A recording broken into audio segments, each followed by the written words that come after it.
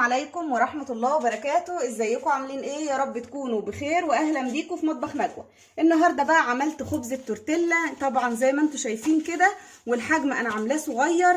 تكبري بقى تصغري براحتك خالص، المهم ان طريقتنا جميلة جدا ان شاء الله هتشوفوها في الفيديو. وكمان الخبز التورتيلا ده بيتحشى منه حلو وحادق، نوتيلا، جبن، شاورما، فاهيتا، اي حاجة انت حابة تحشيها بالخبز ده هتحشيها. وممكن كمان لو ما عندكيش عيش والعيش خلص منك على فجأة، تقدري تدخلي تعملي الخبز ده بكل سهولة، مش هياخد منك وقت خالص. زي ما انتوا شايفين، بصوا طاري ازاي، بصوا طاري ازاي، وتقدري تعملي بيه اي سندوتشات زي ما قلتلك. ان شاء الله تدخلوا بقى وتشوفوا الطريقه والمقادير في الفيديو. بس يا ريت اللي اول مره يشوف قناتي يشترك وفعل الجرس، والمشتركين بالفعل ما تنسونيش بقى بلايكاتكم للفيديو. بسم الله الرحمن الرحيم. مقادير خبز الشاورما هيبقى 4 كوبايات من الدقيق المنخول، طبعا كله عايرته بنفس الكوبايه اللي انا معايره بيها الحليب والزيت. 4 كوبايات من الدقيق ومعايا كوبايه من الحليب هنعجن بيها، تقدري تستبدلي الحليب بكوبايه من الميه. ومعايا نص كوبايه او اقل من نص كوبايه شويه زيت. ومعايا هنا ربع معلقه صغيره سكر وربع معلقه صغيره ملح. هضيف الملح والسكر كده على الدقيق على طول، وبعدين هضيف كمان الزيت بالشكل ده. بصوا المفروض هي تكون نص كوبايه زيت، انا قللتها معلقه، لا انا هضيف المعلقه علشان بس المقادير تبقى مظبوطه معاكم.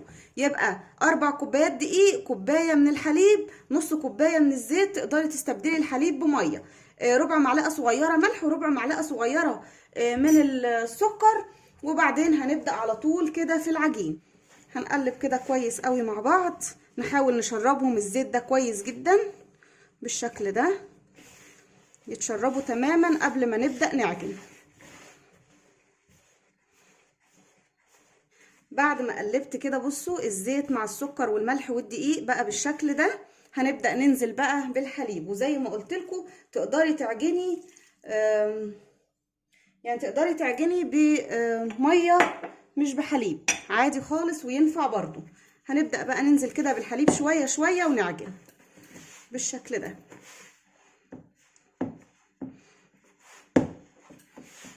تمام.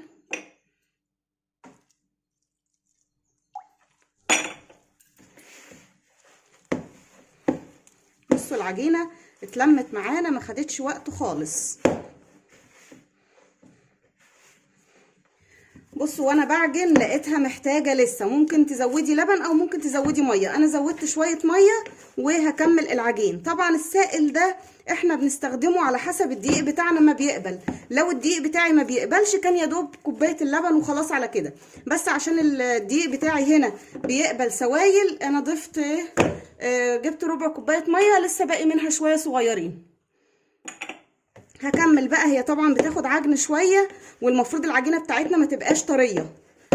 وبعد ما عجنتها بالشكل ده بقى قوامها زي ما انتم شايفين كده، عجينه متماسكه وفي نفس الوقت ما هياش طريه ولا ملزقه. تمام. المفروض بقى اسيبها ترتاح 10 دقايق وبعدين هقطعها. لا انا هقطعها دلوقتي يعني عشان برضو ننجز الوقت، هقطعها دلوقتي واسيبها ترتاح. ممكن اسيبها ترتاح لمدة ساعة وهي متقطعة كده. تمام. هجيب بس حاجة، هنبدأ بقى نقطع. بس طبعا الاحجام بتاعتنا تكون واحدة بالشكل ده. بصوا الحجم كده. هغطيها كويس قوي ببلاستيك وهسيبها ترتاح لمدة ساعة علشان وانا بفردها ما تاخدش وقت خالص في الفرد. وتلاقوها بتتفرد كده علشان ايه، ما اقعدش بقى انا افرد وهي تلم، انا افرد وهي تلم، لا نسيبها ترتاح وتاخد وقتها كويس جدا. لازم من كل حاجة نديها وقتها علشان ما نبقاش بنتعب في نفسنا على الفاضي. هقطع بقى كل الكمية بنفس الطريقة وكله حجم واحد. كمان ممكن تعملي شويه صغيرين لو انت عندك اطفال صغيره عايزه تعملي شويه سندوتشات صغيره وشويه كبار، لان طبعا الخبز ده ممكن تعملي منه سندوتشات جبنه، سندوتشات فاهيتا، سندوتشات شاورما، حلو وحادق، اي حاجه يعني. ممكن تعملي منه سندوتشات نوتيلا وحاجات كتيره جدا. بعد ما قطعت العجينه بالشكل ده هبدا اغطيها واسيبها لمدة ساعة ترتاح وتاخد وقتها، علشان لما اجي افردها ما تاخدش مني وقت خالص. بالشكل ده هسيبها بقى ساعة وبعدين هنرجع بقى ايه نفردها مع بعض. ودلوقتي بعد ما فات ساعة على العجين بتاعنا ارتاح، وبصوا انتي تعملي كده بصوا ما بتلمش. ده اهم حاجة ان انتي تريحي العجين كويس. علشان كده انا بعد ما عجنته قطعته على طول علشان ياخد راحته في ان هو يرتاح ويفرد معانا بسرعة. هجيب بقى النشابة بقى بتاعتك او اي حاجة او العجلة اللي انتي هتفردي بيه العجين. هحط كده شوية من الدقيق وهنبدأ بقى نفرد العجين بتاعنا. العجين ما شاء الله انا سبته حوالي ساعة ارتاح واخد راحته خالص.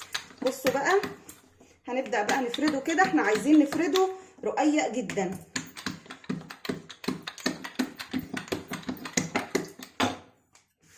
بصوا طبعا ما بيلمش معانا ليه؟ علشان ارتاح كويس.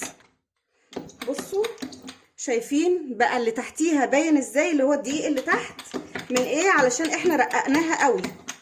كل ما ترققيها كل ما هتاخدي نتيجة احسن. بصوا اهي.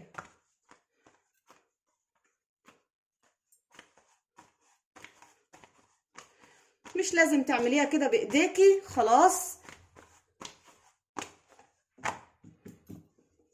تمام.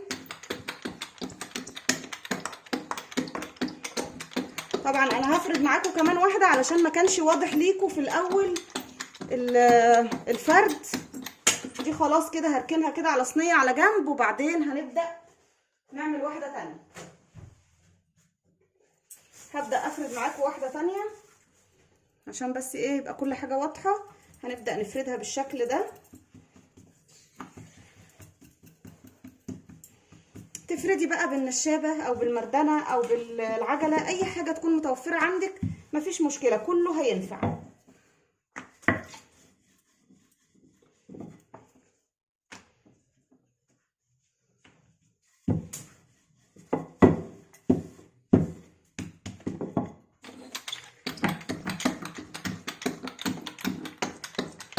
بصوا كده اللي بتفرديه ما بيردش وبيرجع تاني، ما بتكشش تاني، علشان هي ارتاحت كويس كده اهو.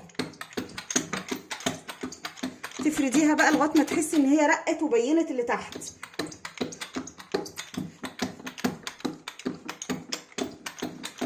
هنروح بقى على البوتاجاز. انا هسويها في الطاسه. تقدري تسوي بقى على مصفى، تقدري تسوي على صينيه تقلبيها على البوتاجاز وتسوي عليها، في اي حاجه هينفع.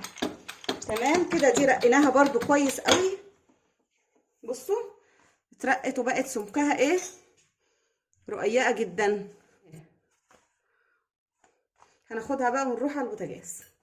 بعد ما الطاسه سخنت بالشكل ده هنبدا ننزل كده بالخبز بتاعنا. نفرد بس كده كويس عشان يستوي معانا كويس. تمام. ما بياخدش سوا خالص، يعني بياخد كده ثواني وبتلاقيه عمل فقاقيع كده وتبداي تقلبيه. بصي بعد ما اخد عمل الفقاقيع دي هنبدا نقلبه على الناحيه التانية بالشكل ده. بصوا عامل لون خفيف ذهبي كده، حلو قوي اللون ده.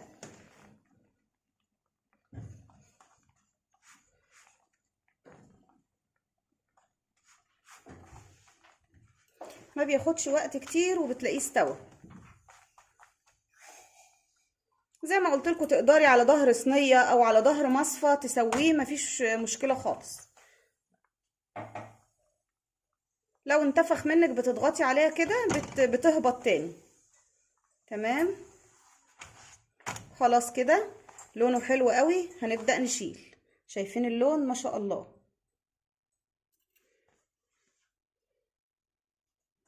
هننزل كده برضو بالتانية. بصوا طبعا حتى لو لقيتوها ما اتعدلتش منكم تقدري تشديها بصوابعك كده. بصوا رايحه وجايه، وهي لسه عجين رايحه وجايه معايا، يعني تفردي مفيش مشكله خالص.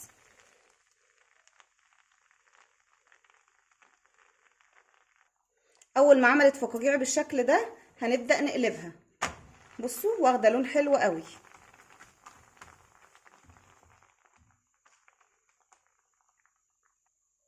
طري وجميل جدا. طبعا انا يعني اللي بسويها بحطها على فوطة وبغطيها برضو بنفس الفوطة، يعني بتني طرفها كده عليها علشان بصوا ما شاء الله لونها حلو جدا. علشان بس ايه ما ينشفش. طبعا طري وزي الفل. واحسن حاجة وانتي بتسوي، يعني انا دلوقتي بسوي وفي نفس الوقت بفرد معايا. يعني انا عملت حوالي 3 كده ولا 4، فردتهم وسويتهم وبعدين حاطه واحده كده تستوي وانا بفرد الباقي. ما تحاوليش تفردي كله وبعدين ترجعي تسوي، هتحطي عليه دقيق كتير وهيبقى كله دقيق. انما كده اللي تفرديها سويها تمام. وكل ما يرتاح كل ما يتفرد معاكي بسهوله وبسرعه. خلاص شايفين بقت رقيقه ازاي؟ اهم حاجه ان احنا نرققها كويس. هاخدها بقى ونروح على البوتاجاز. كده الطاسه برضو على النار، وهنبدا برضو نفرد الرغيف بتاعنا بالشكل ده. بصوا كده اهو. اهم حاجه بس ايه تتاكدي ان انتي فردتيه كويس علشان ما يبقاش متكسر كده او متني وهو مستوي. النار بتاعتنا بقى متوسطه، مش لازم تبقى عاليه قوي، وهيستوي معاكي في مفيش ثواني بيكون استوى. بصوا بعد ما عمل فقاقيع بالشكل ده هبدأ اقلبه.